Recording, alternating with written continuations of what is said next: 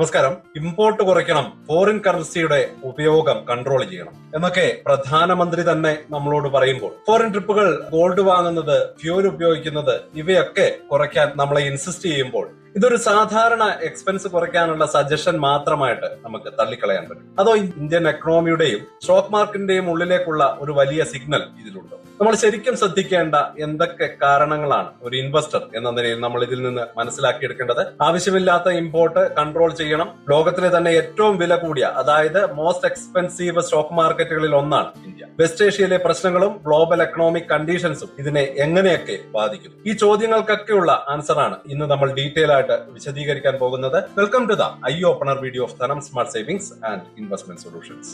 ഒറ്റനോട്ടത്തിൽ simple suggestions ആയിട്ട് തോന്നാമെങ്കിലും പിന്നിൽ നല്ല ക്ലിയർ ആയിട്ടുള്ള എക്കണോമിക് കാരണങ്ങളുണ്ട്. ഒരു രാജ്യം എന്ന നിലയിൽ ഇന്ത്യയുടെ ഏറ്റവും വലിയ ചെലവുകളിൽ ഒന്ന് ഇമ്പോർട്ട് തന്നെയാണ്. അതിൽ ഏറ്റവും മെയിൻ ആയിട്ട് ക്രൂഡ് ഓയിലാണ്. നമ്മുടെ ആവശ്യത്തിന്റെ ഏകദേശം 88 മുതൽ 89% ക്രൂഡ് ഓയിലും നമ്മൾ ഇമ്പോർട്ട് ചെയ്യുകയാണ്. വെസ്റ്റ് ഏഷ്യയിൽ പ്രശ്നങ്ങൾ കൂടുമ്പോൾ ഇന്റർനാഷണൽ മാർക്കറ്റിൽ ഓയിൽ പ്രൈസ് കുതിച്ചുയരും. ഈ അടുത്ത് ബ്രന്റ് ക്രൂഡ് ഓയിലിന്റെ വില ബാരലിന് $120 മുകളിലേക്കൊക്കെ പോകുന്നത് നമ്മൾ കണ്ടതാണ്. ചെറിയൊരു കാര്യമല്ല. ഓയിൽ പ്രൈസിൽ ഉണ്ടാകുന്ന ഓരോ $10 വർധനവും ഇന്ത്യയുടെ കറന്റ് അക്കൗണ്ട് ഡെഫിസിറ്റ്, അതായത് നമ്മുടെ വരവും ചെലവും തമ്മിലുള്ള വ്യത്യാസം, അത് GDP-യുടെ ഏകദേശം 0.3% വരെ കൂടും എന്നാണ് കണക്ക്. ഓയിൽ പ്രൈസ് കൂടുമ്പോൾ നമ്മുടെ ഇമ്പോർട്ട് ബിൽ സ്വാഭാവികമായിട്ടും കൂടും. ഇത് ഡോളറിന് ഡിമാൻഡ് കൂട്ടുകയും സ്വാഭാവികമായിട്ട് ഇന്ത്യൻ രൂപയുടെ വാല്യൂ താഴേക്ക് പോകാൻ കാരണമായേക്കുകയും ചെയ്യും. ഈയിടെ രൂപയുടെ വാല്യൂ ഡോളറിനെതിരെ ഒരു റെക്കോർഡ് ഇടിവ് നേരിട്ട് 95 രൂപയ്ക്ക് മുകളിലേക്ക് എത്തിയത് നമ്മൾ കണ്ടതാണ്. രൂപയുടെ വാല്യൂ ഇങ്ങനെ ഇടിയുമ്പോൾ നമ്മൾ ഇമ്പോർട്ട് ചെയ്യുന്ന എല്ലാ സാധനങ്ങൾക്കും കൂടുതൽ പണം നൽകേണ്ടി വരും. ഇത് രാജ്യത്ത് വലിയ വിലക്കയറ്റം, അതായത് ഇൻഫ്ലേഷൻ കൂട്ടും. ആ ഒരു സിറ്റുവേഷനിലാണ്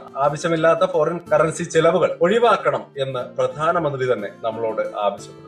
പ്രധാനമായിട്ടും 3 കാരണങ്ങൾക്കാണ് നമ്മൾ ഫോറിൻ കറൻസി ഏറ്റവും കൂടുതലായിട്ട് ചിലവാക്കുന്നത്. ഒന്നാമത് ക്രൂഡ് ഓയിൽ. ഫ്യൂൽ ഉപയോഗം കുറയ്ക്കാൻ പബ്ലിക് ട്രാൻസ്പോർട്ട് ഉപയോഗിക്കണം. പറ്റുമെങ്കിൽ വർക്ക് ഫ്രം ഹോം ചെയ്യണം എന്നുകൂടി ഗവൺമെന്റ് സജസ്റ്റ് ചെയ്യുകയാണ്. അതുപോലെ തന്നെ ഗോൾഡ്. ഇന്ത്യ ലോകത്തിലെ തന്നെ ഏറ്റവും വലിയ ഗോൾഡ് കൺസ്യൂമേഴ്സിൽ ഒന്നാണ്. പക്ഷെ നമ്മൾ ഉപയോഗിക്കുന്ന ഗോൾഡിന്റെ ഓൾമോസ്റ്റ് മുഴുവൻ ഭാഗവും നമ്മൾ ഇമ്പോർട്ട് ചെയ്യുന്നതാണ്. കഴിഞ്ഞ ഫിനാൻഷ്യൽ ഇയറിൽ ഏകദേശം $72 ബില്യൺ ഗോൾഡ് ഇമ്പോർട്ട് ചെയ്യാൻ മാത്രം നമ്മൾ ചിലവാക്കിയത്. ആവശ്യമില്ലാതെ ഗോൾഡ് വാങ്ങുന്നത് ഒരു വർഷത്തേക്ക് ഒഴിവാക്കിയാൽ പോലും വലിയൊരു എമൗണ്ട് ഡോളർ രാജ്യത്തിന് പുറത്തേക്ക് പോകുന്നത് നമുക്ക് തടയാൻ കഴിയും. അതുപോലെ തന്നെ ഫോറിൻ ട്രിപ്പുകളും ആഘോഷങ്ങളും. ലക്ഷക്കണക്കിന് ഇന്ത്യക്കാരാണ് ഓരോ വർഷവും ടൂറിസത്തിനായിട്ട് പുറത്തേക്ക് പോകുന്നത്. അതുപോലെ തന്നെ ഡെസ്റ്റിനേഷൻ വെഡിങ് പോലെയുള്ള ആഘോഷങ്ങൾക്ക് വിദേശത്ത് പോകുന്നതും വലിയ രീതിയിൽ ഫോറിൻ കറൻസി ചിലവാക്കാൻ കാരണമാകുന്നുണ്ട്. ഈ ചെലവുകൾ ഒരു വർഷത്തേക്ക് കൺട്രോൾ ചെയ്യാൻ പറ്റിയാൽ അത് രൂപയുടെ വാല്യൂ പിടിച്ചു നിർത്താൻ തീർച്ചയായിട്ടും നമ്മളെ ഹെൽപ്പ് ചെയ്തേക്കും. ഈ ഒരു കൺട്രോൾസിന്റെ ഒക്കെ അൾട്ടിമേറ്റ് ലക്ഷ്യം എന്ന് പറയുന്നത് ഇന്ത്യയുടെ ഫോറക്സ് റിസർവ് പ്രൊട്ടക്ട് ചെയ്യുക എന്ന് തന്നെയാണ്. എന്തുകൊണ്ടാണ് ഇത് ഇത്രയും ഇമ്പോർട്ടന്റ് ആകുന്നത്? 1991 എക്കണോമിക് ക്രൈസിസിന്റെ സമയത്ത് നമ്മുടെ കയ്യിൽ 2 ആഴ്ചത്തെ ഇമ്പോർട്ടിന് വേണ്ട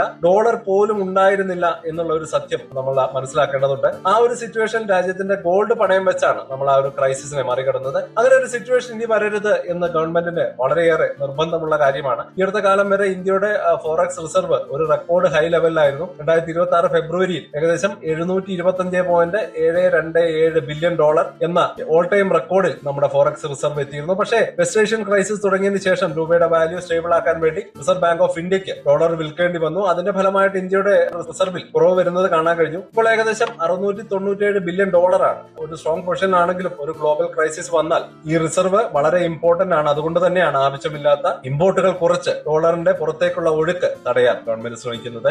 ഇന്ത്യൻ വിപണിയുടെ യാഥാർത്ഥ്യം എന്താണ് എന്നുകൂടി നമ്മൾ മനസ്സിലാക്കേണ്ടതുണ്ട്. ഇതൊരു ടോപ്പിക്കിന്റെ ഒരു സെക്കൻഡ് പാർട്ടാണ്. Indian stock market reality. എന്തുകൊണ്ടാണ് ഇത്തരം എക്കണോമിക് സിഗ്നലുകൾ സ്റ്റോക്ക് മാർക്കറ്റിന് ഇമ്പോർട്ടന്റ് ആകുന്നത് എന്നുകൂടി നമ്മൾ മനസ്സിലാക്കേണ്ടതുണ്ട്. ഇന്ത്യൻ മാർക്കറ്റ് ഇപ്പോൾ ഒരു പ്രൈസ്ഡ് ഫോർ പെർഫെക്ഷൻ എന്നൊരു സ്റ്റേജിലാണ് ഉള്ളത്. അതായത് മാർക്കറ്റിലെ സ്റ്റോക്കുകളുടെ പ്രൈസ് എല്ലാം പെർഫെക്റ്റ് ആയിട്ടാണ് തന്നെ നടക്കുന്നത് എന്നൊരു എക്സ്പെക്ടേഷനിലാണ് നിൽക്കുന്നത്. കമ്പനികളുടെ ഗ്രോത്ത്, പ്രോഫിറ്റ്, ഗവൺമെന്റ് പോളിസികൾ, ഗ്ലോബൽ സിറ്റുവേഷൻസ് ഇതെല്ലാം വലിയ കുഴപ്പമില്ലാതെ തന്നെ പോകുന്നു എന്നൊരു കണക്കുകൂട്ടലുകളാണ് പല സ്റ്റോക്കുകളും ഇപ്പോഴത്തെ പ്രൈസ് അബ്സോർവ് ചെയ്തിരിക്കുന്നത്. ചില ബ്രോക്കറേജുകളുടെ റിപ്പോർട്ട് അനുസരിച്ച് ഇന്ത്യൻ സ്റ്റോക്ക് അതിന്റെ ഫ്യൂച്ചർ ഏർണിംഗ്സിന്റെ ഏകദേശം 20 ടൈംസ് പ്രൈസിലാണ് ട്രേഡ് ചെയ്യുന്നത്. ഇത് ചൈനീസ് മാർക്കറ്റിന്റെ ഏകദേശം ഡബിളും ജപ്പാനേക്കാൾ ഏതാണ്ട് 25% കൂടുതലുമാണ്. മറ്റുള്ള എമർജിംഗ് മാർക്കറ്റ്സുമായിട്ട് കമ്പയർ ചെയ്യുമ്പോൾ ഇന്ത്യയുടെ ഈ ഒരു പ്രീമിയം വളരെ കൂടുതലാണ്. ഇതിനെയാണ് വാല്യുവേഷൻ പ്രീമിയം എന്ന് പറയുന്നത്. ഇന്ത്യയുടെ strong economic growth, political stability, domestic consumption ഇതൊക്കെ ഒരു പ്രീമിയത്തിന് കാരണമായിട്ട് പറയാമെങ്കിലും ഈ ഒരു ഹൈ പ്രൈസ് പിടിച്ചു നിർത്തണമെങ്കിൽ കമ്പനികളുടെ പ്രോഫിറ്റ് ഗ്രോത്തും അതേപോലെ തന്നെ കുതിച്ചുയരേണ്ടതുണ്ട്. ചെറിയൊരു നെഗറ്റീവ് ന്യൂസ് വന്നാൽ പോലും വലിയ ഒരു കറക്ഷന് കാരണമായേക്കും. അത് ഓയിൽ പ്രൈസിലെ വർധനമാകാം, രൂപയുടെ വാല്യൂ ഇടിയുന്നതാകാം, അല്ലെങ്കിൽ പ്രതീക്ഷിച്ച പ്രോഫിറ്റ് കമ്പനികൾക്ക് നേടാൻ പറ്റാതെ വരുന്നതാകാം. ഈ ഒരു ഹൈ വാല്യുവേഷൻ കാരണം ഫോറിൻ പോർട്ട്ഫോളിയോ ഇൻവെസ്റ്റേഴ്സ് ഇന്ത്യൻ മാർക്കറ്റിൽ നിന്ന് പണം പിൻവലിക്കുന്ന ഒരു ട്രെൻഡ് നമ്മളിപ്പോ കാണുന്നുണ്ട്. ഇത്രയും ഹൈ പ്രൈസ് ഉള്ള ഒരു മാർക്കറ്റിൽ കൂടുതൽ റിസ്ക് എടുക്കാൻ അവർ തയ്യാറാകുന്നില്ല എന്ന് തന്നെയാണ് മനസ്സിലാക്കേണ്ടത്.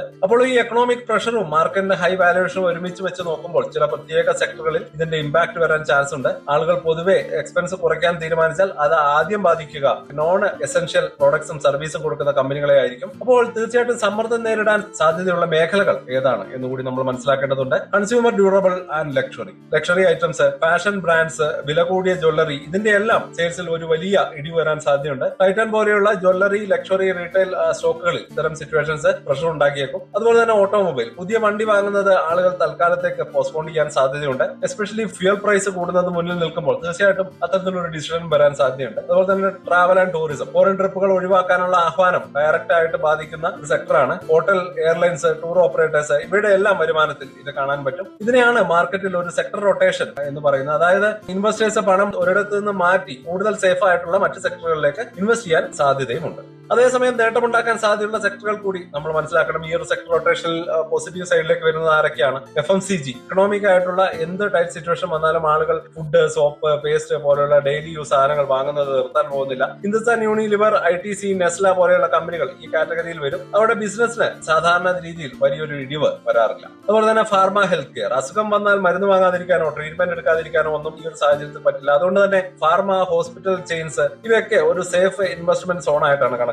അതുപോലെ തന്നെ IT സർവീസ്, ഇന്ത്യയിലെ വലിയ IT കമ്പനികളുടെ മെയിൻ ഇൻകം വരുന്നത് ഡോളറിലാണ്. രൂപയുടെ വാല്യൂ കുറയുന്നത് സത്യത്തിൽ അവർക്ക് ഒരു തരത്തിൽ ബെനിഫിറ്റഡ് ആണ് തന്നെ. ഈ ഒരു ഷിഫ്റ്റ് കാണിക്കുന്നത് മാർക്കറ്റ് ക്രാഷ് ആകും എന്നല്ല, പകരം മാർക്കറ്റിന്റെ ഒരു ക്യാരക്ടർ മാറുന്നു എന്നുള്ളത് തന്നെയാണ്. ഹൈ വാല്യുവേഷനുള്ള ഗ്രോത്ത് മാത്രം മുന്നിൽ കണ്ട് കുതിച്ച സ്റ്റോക്കുകളിൽ നിന്ന് സ്റ്റെബിലിറ്റി ഉള്ള ഡിഫൻസീവ് സ്വഭാവമുള്ള സ്റ്റോക്കുകളിലേക്ക് ഇൻവെസ്റ്റേഴ്സ് ഫോക്കസ് ചെയ്യാൻ സാധ്യതയുണ്ട് എന്ന് ഇത് ക്ലിയർ ആയിട്ട് പറഞ്ഞു തരുന്നുണ്ട്. അപ്പോൾ ഇതിനിടയിൽ ഒരു വളരെ ഇമ്പോർട്ടന്റ് ആയിട്ടുള്ള കാര്യമാണ്, ഇതുപോലെ വളരെ എക്കണോമിക് ടോപ്പിക്സിനെ കുറിച്ച് കൂടുതൽ ഡീപ്പായിട്ട് മനസ്സിലാക്കാൻ ഈ ചാനൽ ഒന്ന് സബ്സ്ക്രൈബ് ചെയ്യാൻ മറക്കല്ലേ. നിങ്ങളുടെ അഭിപ്രായങ്ങളും സംശയങ്ങളും താഴെ കമന്റുകളായിട്ട് അറിയിക്കുക. വീഡിയോ നിങ്ങൾക്ക് വളരെ യൂസ്ഫുൾ ആയി എന്ന് തോന്നുകയാണെങ്കിൽ തീർച്ചയായിട്ടും ആ ഒരു ലൈക്ക് ബട്ടൺ കൂടി പ്രസ് ചെയ്തേക്കാം. ഇനി നമുക്കൊരു കൺക്ലൂഷനിലേക്ക് കടക്കാം. എക്കണോമിക് സ്റ്റെബിലിറ്റി ഉറപ്പാക്കാനുള്ള മുൻകരുതലുകൾ എപ്പോഴും റിലവന്റ് ആണ്. ക്രൂഡ് ഓയിൽ പ്രൈസ്, രൂപയുടെ വാല്യൂ ഇടിയുന്നത് പോലെയുള്ള എക്സ്റ്റേണൽ പ്രഷേഴ്സിനെ ഫേസ് ചെയ്യാൻ ഒരു രാജ്യം എന്ന നിലയിൽ നമ്മൾ എപ്പോഴും റെഡി ആയിരിക്കണം എന്നതിന്റെ ഒരു സിഗ്നൽ തന്നെയാണ് തീർച്ചയായിട്ടും ഇത്തരത്തിലുള്ള റിയാക്ഷൻസ്. അതേസമയം ഇന്ത്യൻ സ്റ്റോക്ക് മാർക്കറ്റിൽ അതിന്റെ ഹൈ വാല്യുവേഷൻ കാരണം ഒരു ക്രിട്ടിക്കൽ സ്റ്റേജിലാണ് ഉള്ളത്. ഈ മാർക്കറ്റിൽ ചെറിയ കറക്ഷൻ സ്വാഭാവികമാണ്. ഇതൊരു പാനിക് ആകാനുള്ള സമയമല്ല, പകരം റിയാലിറ്റി മനസ്സിലാക്കി സ്മാർട്ട് ആയിട്ടുള്ള ഇൻവെസ്റ്റ്മെന്റ് ഡിസിഷൻസ് എടുക്കാനുള്ള സമയമാണ്. ഇൻവെസ്റ്റേഴ്സ് എന്ന നിലയിൽ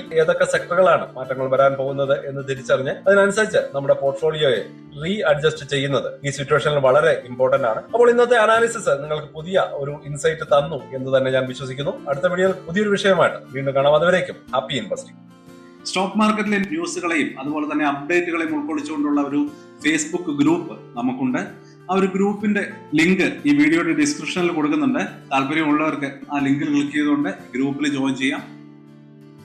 ഏറ്റവും ലേറ്റസ്റ്റ് ആയിട്ടുള്ള ന്യൂസുകൾ നമ്മൾ അതിൽ അപ്ഡേറ്റ് ചെയ്യുന്നുണ്ട്. വളരെ ഇൻഫോർമേറ്റീവ് ആയിരിക്കും. അപ്പൊ ഇത്രയുമാണ് ഇന്നത്തെ വീഡിയോയിൽ ഉൾപ്പെടുത്തിയിരിക്കുന്നത്. പുതിയ ന്യൂസുകളുമായിട്ട് നാളെ വീണ്ടും വരാം. ബൈ.